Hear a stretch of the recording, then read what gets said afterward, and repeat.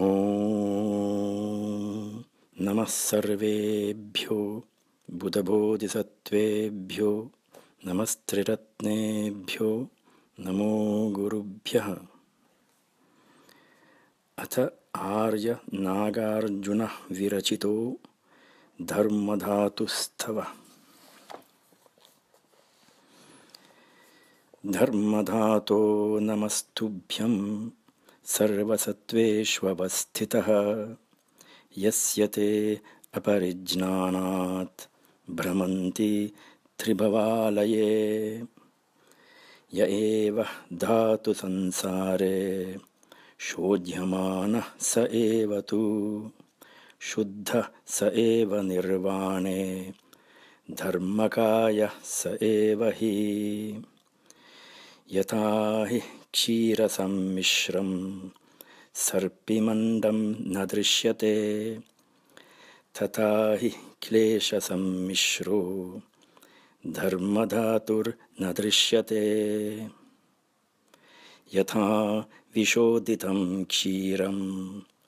ಘೃತದ್ರವ್ಯಂ ಸುನಿರ್ಮಲಂ ತಥಾ ವಿಶೋದಿತಾ ಕ್ಲೇಶಾ ಧರ್ಮಧಾತು ಸುನಿರ್ಮಲ. ಯಥಾ ದೀಪೋ ಘಟಸ್ಥೋ ಹಿ ನ ಕಿಂಚಿತ್ ಅವಭಾಸತೆ ತಥಾ ಕ್ಲೇಶಃ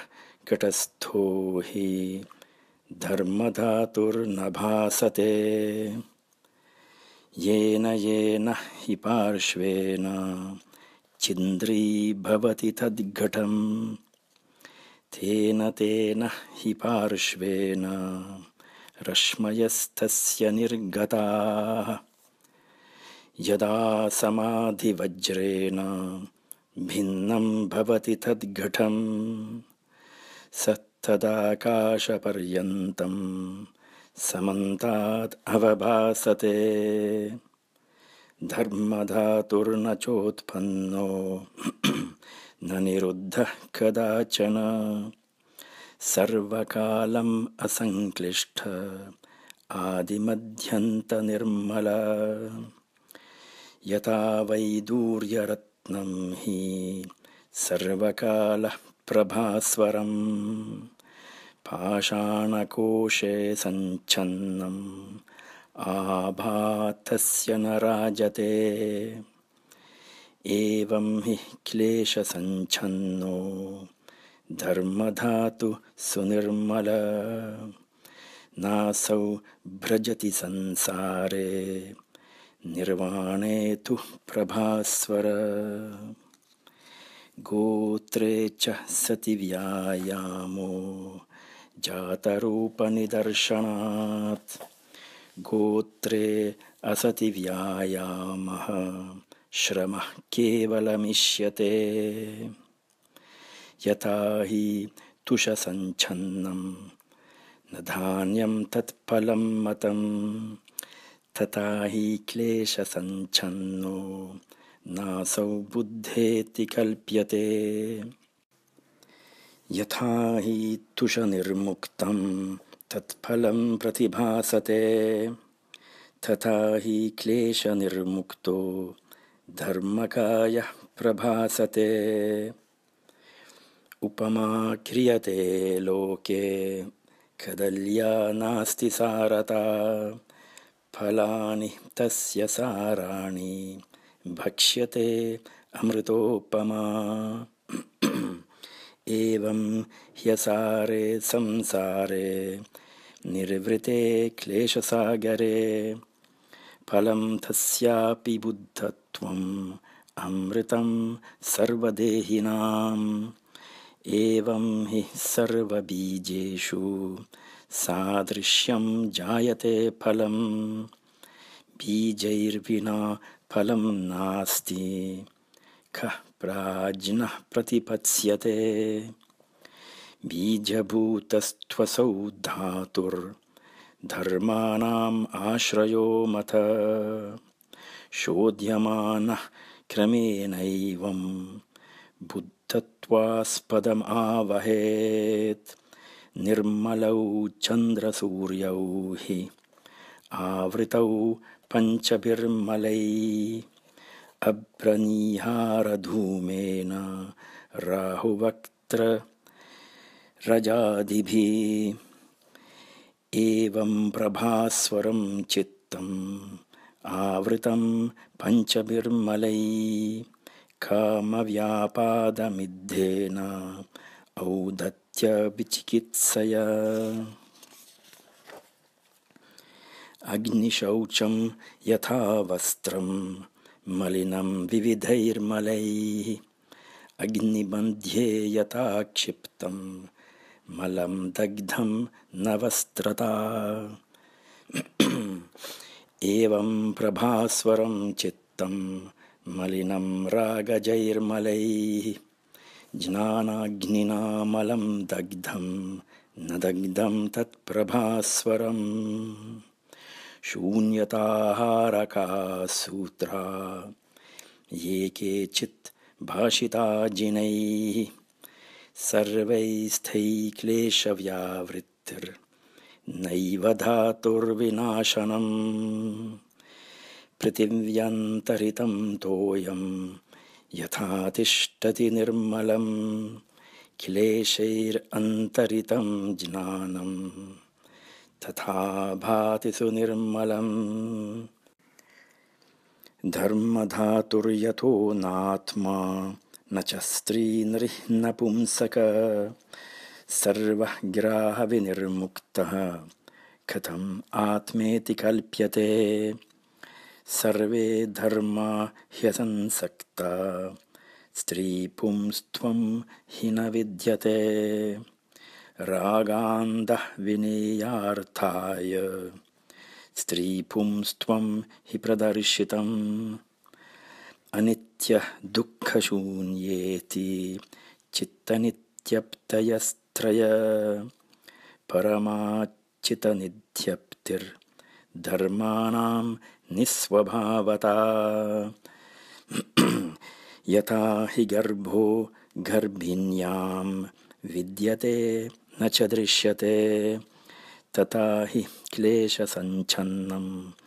धर्मतत्त्वं न दृश्यते चतुर्णां हि विकल्पानाम् उत्पत्तिर्भूतभौतिकात् अहं मम विकल्पो हि नाम संज्ञानिमित्तज प्रणिधानं हि बुद्धानां निराभासम् अलक्षणं प्रत्यात्मवेद्ययोगित्वात् बुद्धानां नित्यधर्मता यथा शशविषाणं हि कल्प्यमानं न विद्यते तथा हि सर्वधर्मेषु कल्पितं नैव विद्यते परमाणुः रजः किन्तु गोविषाणं न विद्यते यथा पूर्वं तथा पश्चात् तस्य किं कल्प्यते बुधैः प्रतीत्योत्पद्यते चैव प्रतीत्यः च निरुध्यते एकस्य सम्भवो नास्ति कथं बालैर्विकल्प्यते शशगो शृङ्गदृष्टान्तम् उभौ कल्पितलक्षणौ मध्यमा प्रतिपद्येत यथा सुगतधर्मता यथा चन्द्रार्कताराणां स्वच्छः उदकभाजने दृश्यते प्रतिबिम्बं हि तथा निष्पन्नलक्षणम् आदिमध्यन्तकल्याणम् अविसंवादकं ध्रुवं यस्य चैवं विधानात्म कथम् आत्मेति कल्प्यते ग्रीष्मकाले यथा वारी उष्णम् इत्यभिधीयते तदेव शीतकालेषु शीतम् इत्यभिधीयते आवृतं क्लेशजालेन चित्तम् इत्यभिधीयते तदेव क्लेशापगमात् बुद्ध इत्यभिधीयते ಚಕ್ಷುಃ ಪ್ರತೀತ್ಯ ರೂಪಂ ಚ ಅವಭಾಸಾಃ ಸುನಿರ್ಮಲಾಃ ಅನುತ್ಪನ್ನಾ ನಿರುದ್ಧಾಸ್ತೆ ಧರ್ಮಧಾತುಂ ಪ್ರಜಾನಥ ಶ್ರೋತ್ರಂ ಪ್ರತೀತ್ಯ ಶಬ್ದಂ ಚ ಚಿತ್ತಂ ವಿಜ್ಞಪ್ತಯಸ್ತ್ರಯ ಶ್ರೂಯತೆ ಸ್ವವಿಕಲ್ಪೇನ ಧರ್ಮಧಾತುರ್ ಅಲಕ್ಷಣ ಘ್ರಾಣಂ ಗಂಧಾಶ್ರಿತಂ ಘ್ರಾಣಿ ಅರೂಪಂ ಅನಿದರ್ಶನಂ ಘ್ರಾಣ ವಿಜ್ಞಾನ ತತ್ತಥಾ ಧರ್ಮಧಾತುರ್ವಿಕಲ್ಪ್ಯತೆ ಜಿಹ್ವಾ ಸ್ವಭಾವಶೂನ್ಯಾ ಹಿ ರಸಧಾತುರ್ವಿವಿಕ್ತತಾ ಅಪ್ರತಿಷ್ಠಿತ ವಿಜ್ಞಾನಂ ಧರ್ಮಧಾತು ಸ್ವಭಾವತಃ ಶುದ್ಧಕಾಯ ಸ್ವಭಾವೇನ ಸ್ಪರ್ಶ ಪ್ರತ್ಯಯಲಕ್ಷಣಂ ಪ್ರತ್ಯಯೇಭ್ಯೋ ವಿನಿರ್ಮುಕ್ತಂ ಧರ್ಮಧಾತುಂ ವದಾಮ್ಯಹಂ ಮನಃ ಪ್ರಧಾನಧರ್ಮೇಷು ಕಲ್ಪ್ಯಕಲ್ಪನವರ್ಜಿತಂ ಧರ್ಮಾನಾಂ ನಿಸ್ವಭಾವತ್ವಂ ಧರ್ಮಧಾತುರ್ವಿಭಾವ್ಯತೆ ಪಶ್ಯತೆ ಶೃಣುತೆ ಘ್ರಾತಿ ಸ್ವಾದತೆ ಸ್ಪೃಶತೀತಿ ಚ ಧರ್ಮಾನ್ ವಿಂಜಾನತೆ ಯೋಗಿ ಏವಂ ನಿಷ್ಪನ್ನಲಕ್ಷಣಂ ಚಕ್ಷುಃ ಶ್ರೋತ್ರಂ ಚ ಘ್ರಾಣಂ ಚ ಜಿಹ್ವಾ ಕಾಯೋ ಮನಸ್ತಥಾ ಷಡಾಯತನಂ ವಿಶುದ್ಧಂ ಏತತ್ತತ್ವಸ್ಯ ಲಕ್ಷಣಂ ಚಿತ್ತಮೇವ ದ್ವಿಧಾ ದೃಷ್ಟಂ ಲೋಕಿ ಲೋಕೋತ್ತರಂ ಚ ಯತ್ ಆತ್ಮಗ್ರಾಹೇಣ ಸಂಸಾರಃ ಪ್ರತ್ಯಾತ್ಮ ತತ್ತಥಾ ಹಿ ತತ್ ರಾಗಕ್ಷಯೋ ಹಿ ನಿರ್ವಾಣಂ ದ್ವೇಷಮೋಹಕ್ಷಯಶ್ಚ ಯತ್ ತಸ್ಯ ಬೋಧಾಯ ಬುದ್ಧತ್ವಂ ಶರಣಂ ಸರ್ವದೇಹಿನಾಂ ಅಸ್ಮಿನ್ ಕಲೇವರೇ ಸರ್ವಂ ಜ್ಞಾನಂ ಅಜ್ಞಾನಂ ಏವ ಚ ಬಧ್ಯತೆ ಸ್ವವಿಕಲ್ಪೇನ ಮುಚ್ಯತೆ ಸ್ವಪರಿಜ್ಞಯಾ ಬೋಧಿರ್ನ ದೂರೆ ನಾಸನ್ನೇ ನ ಗತಾ ನಾಪಿ ವಾ ಗತಾ ನ ದೃಶ್ಯತೆ ದೃಶ್ಯತೆ ಚೈವ ಅತ್ರೈವ ಕ್ಲೇಶಪಂಜರೆ ಉಕ್ತಂ ಚ ಸೂತ್ರವರ್ಗೇಷು ವಿಹರತ್ಯಾತ್ಮಚಿಂತಕಃ ಪ್ರಜ್ಞಾದೀಪಃ ವಿಹಾರೇಣ ಪರಮಾಂ ಶಾಂತಿಂ ಆಗತಃ ನ ಬೋಧೇರ್ದೂರಂ ಸಂಜ್ಞೀ ಸ್ಯಾತ್ ನ ಸಾ ಸನ್ನಾ ಚ ಸಂಜ್ಞಿನಃ ಷಣ್ಣಾಂ ಹಿ ವಿಷಯಾಭಾಸೋ ಯಥಾಭೂತಂ ಪರಿಜ್ಞಯಾ ಯತೋದಕೇನ ಸಮ್ಮಿಶ್ರಂ ಕ್ಷೀರಂ ಏಕತ್ರ ಭಾಜನೆ ಕ್ಷೀರಂ ಪಿಬಂತಿ ಹಂಸಾ ಹಿ ಉದಕಂ ಚ ತಥಾ ಸ್ಥಿತಂ ಏವಂ ಹಿ ಕ್ಲೇಶಸಮ್ಮಿಶ್ರಂ ಜ್ಞಾನಂ ಏಕತ್ರ ಭಾಜನೆ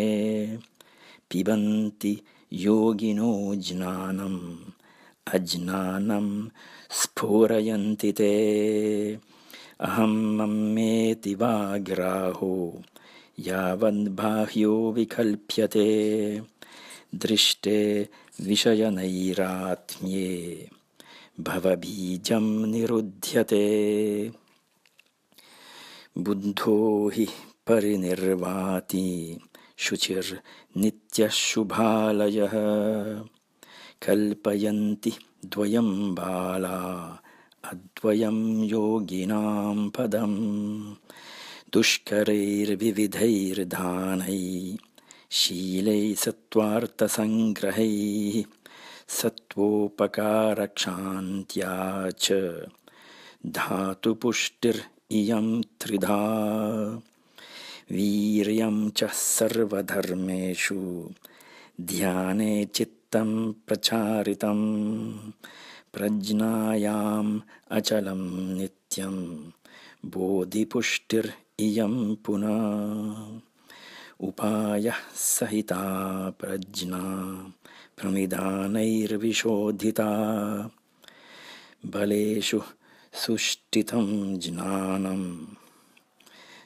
धातुपुष्टिश्चतुर्विधा मा बोधिसत्त्वान्तु वन्देति अतिदुर्भाषितं कृतं बोधिसत्त्वम् अजीवं तु धर्मकायो न जायते इक्षुबीजं हि द्विष्ठेय सर्करं स बुभुक्षते अभवत्इक्षुबीजे हि सर्करापि न जायते रक्षिते इक्षुबीजे हि सनिधायात्र चिन्तयेत् गुडः शर्करखण्डानाम् उत्पत्तिस्तत्र जायते रक्षिते बोधिचित्ते हि सनिधायात्र चिन्तयेत् अर्हत्प्रत्येकबुद्धानाम् उत्पत्तिस्तत्र जायते यथा शाल्याङ्कुरादीनां रक्षां कुर्वन्ति कार्षिकाः तथाश्रयादिमुक्तानां रक्षां कुर्वन्ति नायकाः यथा कृष्णचतुर्दश्यां दृश्यते चन्द्रविग्रहां तथा ग्रयानादिमुक्तानां दृश्यते बुद्धविग्रहम् यथैव बालचन्द्रस्य दृष्टा वृद्धिः क्षणे क्षणे तथा भूमिः प्रविष्टानां दृष्टा वृद्धिः क्षणे क्षणे यथा हि पञ्चदश्यां वै पूर्णचन्द्रो हि जायते तथा निष्ठागता भूम्यां धर्मकायो हि जायते अधिमुक्तिः दृढं यस्य बुद्धे धर्मे च नित्यशः उत्पादयति तच्चित्तम् अनिवर्त्यं भवे भवे कृष्णाश्रयः परावृत्ति शुक्लाश्रयपरिग्रह तदा तस्यावबोधेन मुदितेत्यभिधीयते मलिनं नित्यकालं हि रागाद्यैर्विविधैर्मलैः मलाभावे च या शुद्धि विमलेत्यभिधीयते निरोधात् क्लेशजालस्य प्रभाभ्राजविनिर्मला अप्रमाणान्धकारस्य विगता तु प्रभाकरी शुद्धा प्रभास्वरा नित्यं सङ्गजै परिवर्जिता ज्ञानार्चिषै परिवृता भूमिर्अर्चिष्मती मता सर्वविद्या कलाशिल्प ध्यानानां च विचित्रता दुर्जयानां हि क्लेशानां विजया तु सुदुर्जया तिसृणाम् अपि बोधीनां सङ्ग्रहः सर्वसम्पदाम् उत्पादः व्ययगम्भीरा भूमिस्थु अभिमुखीभूता क्रीडते रश्मिजालेन चक्रव्यूहैः समन्ततः त्रिलोकात् तीर्णपङ्कौघैर्दूरङ्गमा इति स्मृता बुद्धैः सन्ध्रियमाणोऽसौ प्रविष्टो ज्ञानसागरे अनाभोगः वशिः प्राप्तः अकम्प्य मारकिङ्करैः प्रतिसंवित्सु सर्वासु स योगी पारमीगत धर्मदेशेन साङ्खत्यैर्भूमिः साधुमती स्मृता कायं ज्ञानमयं राम्यम् आकाशम् इव निर्मलं सन्धारयति बुद्धानां धर्ममेघासमन्तत आश्रयः सर्वधर्माणां चर्या फलपरिग्रह आश्रयस्य परावृत्तिर्धर्मकायोऽभिधीयते अचिन्त्यो वासनात् मुक्तश्चिन्त्य संसारवासना त्वम् अचिन्त्योऽसि सर्वेषां कास्त्वा विज्ञातुम् अर्हति सर्ववाग्विषयातीतं सर्वेन्द्रियमगोचरं मनोविज्ञानगम्योऽसि योऽसि योऽसि नमोऽस्तु ते क्रमेण समुदानीता बुद्धपुत्र महायशाः धर्ममेघेन ज्ञानेन शून्यं पश्यन्ति धर्मताम् यदा प्रक्षालितं चित्तम् उत्तीर्णं भवसागरात् महापद्ममयं तस्य आसनं सम्प्रतिष्ठति अनेकरत्नपत्राभं लक्षणोज्ज्वलकल्पिकम् अनेकै पद्मकोटिभिः समन्तात् परिवारितम् दशभिश्च बलैर्भालस्तिष्ठते भालचन्द्रवत् क्लेशैर्मलिनसत्त्वानां न पश्यति तथागतम् यदा प्रेता समन्तात् शुष्कं पश्यन्ति सागरं तथैवाज्ञानदग्धानां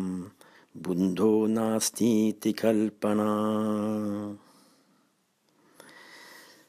सत्त्वानाम् अल्पपुण्यानां